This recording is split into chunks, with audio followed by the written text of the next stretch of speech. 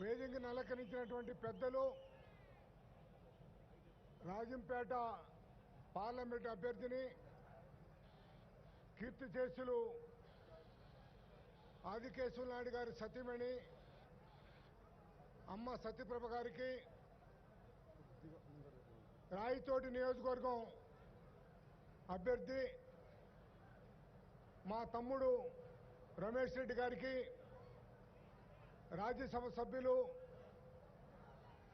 మిత్రులు సీఎం రమేష్ గారికి, వేదికను అలంకరించినటువంటి పెద్దలకు, కార్యక్రమంలో పాల్గొన్నటువంటి తెలుగుదేశం బంధువులకు, మీడియా మిత్రులకు అందరికీ నా నమస్కారం. ఈరోజు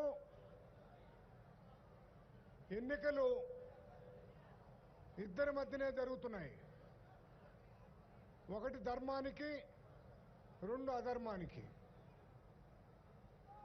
ధర్మం పరీక్షించబడి గెలుస్తుంది, అధర్మానికి ప్రచారం ఎక్కువ ఉంటుంది. రాయచోటి నియోజకవర్గంలో గత 2 టర్ములుగా తెలుగుదేశం గెలవక అన్ని అభివృద్ధి కార్యక్రమాలు కుంటుపడ్డ విషయం మీకు తెలిసిందే. ఈ మధ్యకాలంలో రాయచోటిలో జరుగుతున్నటువంటి పసుపు కుంకుమ కార్యక్రమానికి నేను హాజరైనాను. మస్తాన్ బి అనే ఒక పెద్దామె నా దగ్గరకు వచ్చి, అయ్యా చంద్రబాబు నాయుడు గారు మీకు చాలా దగ్గరంట కదా, ఒకసారి నన్ను తీసుకెళ్లి చంద్రబాబు నాయుడుతో పరిచయం చేయమని అడిగింది. ఎందుకమ్మా అంటే,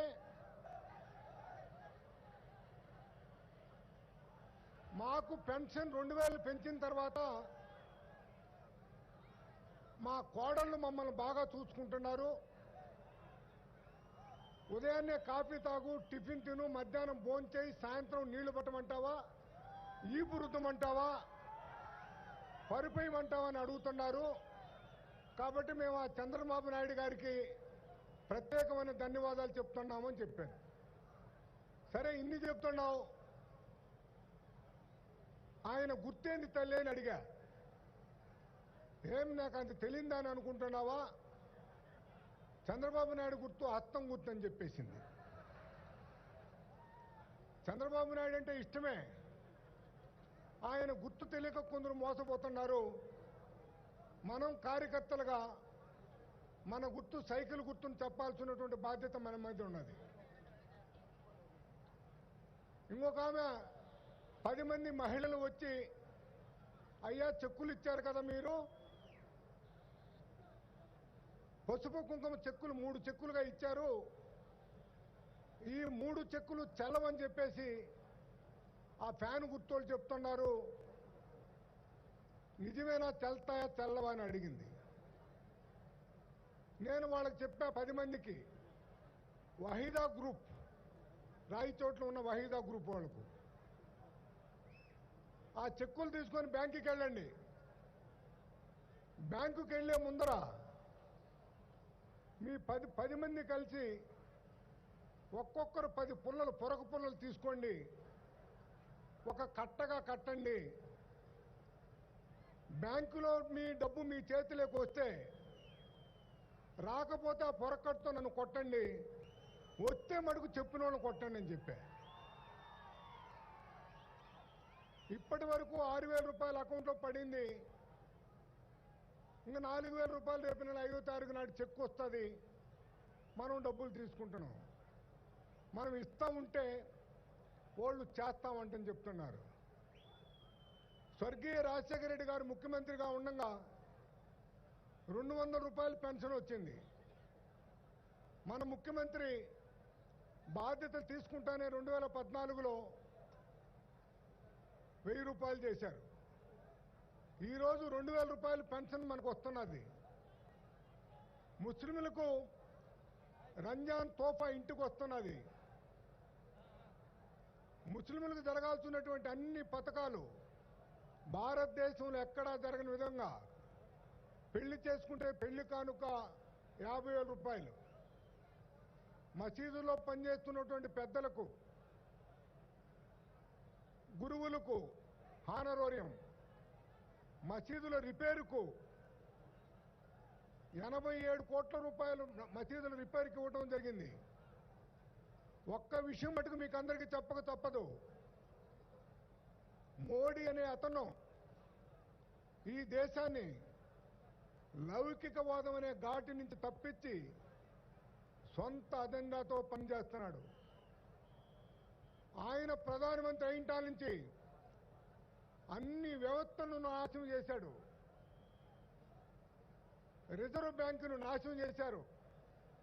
మన డబ్బును మనం బ్యాంకులో తీసుకోవాలంటే మనం క్యూలో నిలబడుకోవాల్సి వచ్చింది.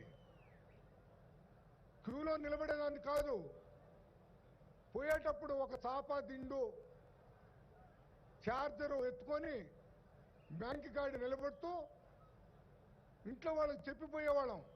ఒకవేళ లేట్ అవుతే అన్నం కూడా ఎత్తుకొని బ్యాంక్ కాడికి అని. ఆ విధంగా బ్యాంకులు నాశనం చేశాడు. గతంలో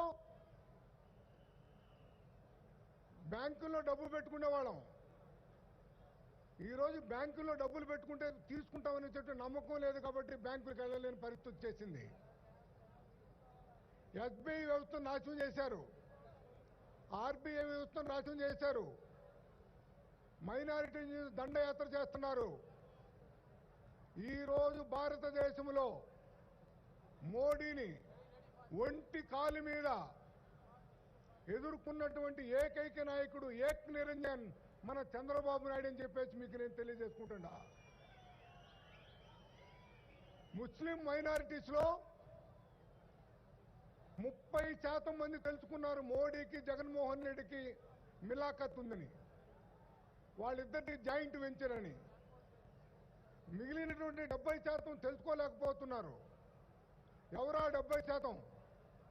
ఉదయాన్నే 4 గంటకల్లా వెళ్ళి టీ షాపులో పనిచేసేవాళ్ళు, పూల కొట్లలో పనిచేసేవాళ్ళు, పంచరంగంలో పనిచేసేవాళ్ళు, హోటల్లో పనిచేసేవాళ్ళు, హోటల్ నడుపుకునేవాళ్ళు. వాళ్ళకి ఏమీ తెలియకుండా ఉన్నది.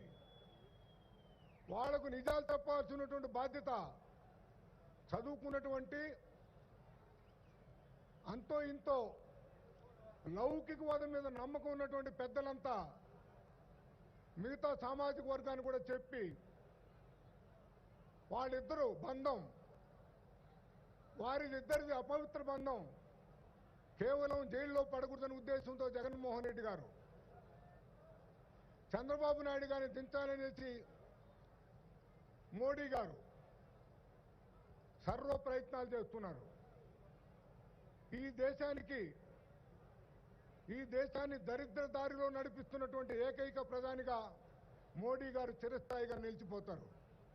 మన రాష్ట్రానికి ఇవ్వాల్సినటువంటి రీఆర్గనైజేషన్ యాక్ట్లో పెట్టినటువంటి అన్నిటిని కూడా అమలు చేస్తామని, తూచా తప్పకుండా పాటిస్తామని చెప్పేసి, రాజధానిని ఢిల్లీని మించి రాజధాని నిర్మిస్తామని చెప్పేసి తిరుపతి వెంకన్న సాక్షిగా చెప్పినటువంటి మోడీ గారు 1500 కోట్ల రూపాయలతో రాజధాని నిర్మాణాన్ని పూర్తి చేసుకోమని చెప్తారు. ఒక్క రూపాయి కూడా ప్రభుత్వం రైతులకు ఇవ్వకుండా రైతులను మెప్పించి పూలింగ్ నేపథ్యంలో 33,000 ఎకరాలు ప్రభుత్వం పబ్లిక్ సెక్టార్లో ఉన్నటువంటి భూమిని తీసుకొని, ప్రైవేట్ సెక్టార్లో ఉన్నటువంటి భూమిని తీసుకొని పబ్లిక్ సెక్టార్కు ఉపయోగించుకునేటువంటి ఘనత మన ముఖ్యమంత్రి గారితో దక్కుతుంది. స్థానిక సమస్యల మీద ఇంతకుముందు మాట్లాడినటువంటి ప్రసాద్ బాగా మాట్లాడాడు. మన దగ్గర అధికారం ఉంటే ప్రజాసేవను 4 గంటలుగా చేయగలుగుతాం. అధికారం లేకుండా అధికారాన్ని వాళ్ళకు అప్పచెప్పి పనులు మనం చేయమంటే చేసేది కష్టంగానే ఉంటుంది. ఏది ఏమైనప్పుడు కూడా పెన్షన్లు సాధించడంలో కడప జిల్లాలో అగ్రస్థానంలో రాయితోటి నియోజకవర్గం ఉండాలని చెప్పేసి నేను మీకు సభాముఖంగా తెలియజేసుకుంటున్నా. ఈరోజు ఇంతమంది మీరు పెన్షన్లు తీసుకున్నా, లేకుండా ఉంటే పసుపు కుంకుమ తీసుకున్నా, జిల్లాలో ఎక్కువ శాతం తీసుకున్నది రాయితోటి నియోజకవర్గమే. ఈ రాయితోటి నియోజకవర్గ ప్రజానీకం ఈసారి ఒక్క అడుగు ముందుకెళ్ళి జాగ్రత్త వహించి మీ 2 ఓట్లను సైకిల్ గుర్తు రమేష్ రెడ్డి గారికి రాయచోటి అసెంబ్లీ సీటు మీద సైకిల్ గుర్తుకు ఓటేయాలా, అదేవిధంగా రాజంపేట పార్లమెంట్ అభ్యర్థిని సత్యప్రభమ్మ గారికి పార్లమెంటు సైకిల్ మీద వేసి అత్యధిక మెజార్టీతో కడప జిల్లాలో ఉన్నటువంటి 3 నియోజకవర్గాల్లో తక్కువలో తక్కువైనా కనీసం 75,000 ఓట్లు మెజార్టీగా మనం తేగలిగితే చిత్తూరు జిల్లాలో సులభం అయిపోతుంది. మనం అందరం కష్టపడి పనిచేద్దాం. ఈ 20 రోజులు కార్యకర్తలంతా కష్టపడితే 60 నెలలు కార్యకర్తలను భుజాల మీద మోసుకొని పని చేస్తామని చెప్పేసి ముఖ్యమంత్రి గారి దగ్గర మనం మళ్ళీ ముఖ్యమంత్రిగా చంద్రబాబు నాయుడు గారు కావటం ఖాయం, రాష్ట్రాన్ని అభివృద్ధి చేసుకోవటం ఖాయం. ఇక్కడ చూస్తూ ఉంటే వీరపల్లి సుండుపల్లిలో ఏడన్నా ఎడారి ఉన్నదంటే ఈ రెండు మండలాలే కనపడుతున్నాయి. అదేవిధంగా రాయచోట్లో ఉన్నటువంటి హిల్ ఏరియాలో అంతా కరువుగా కనపడుతున్నది.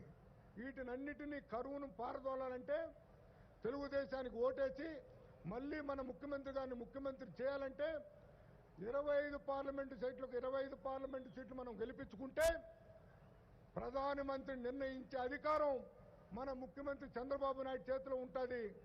పార్లమెంటు ప్రధాని మన చేతిలో ఉంటే మన రాష్ట్రానికి కావాల్సినటువంటి నిధులు తప్పనిసరిగా వస్తాయని చెప్పేసి మిమ్మల్ని అందరినీ కోరుకుంటూ మనం అందరం ఒక్కసారి సైకిల్ గుర్తుకే అంటే మన ఓటని మీరు అనాలా. సైకిల్ గుర్తుకో. వినపళ్ళ బద్వేల్లో ఉన్నాడు ఆయన, మన ముఖ్యమంత్రి బద్వేల్లో ఉన్నారు, ఆయన కనపడాలా. సైకిల్ గుర్తుకో, సైకిల్ గుర్తుకో, సైకిల్ గుర్తుకో. ధన్యవాదాలు.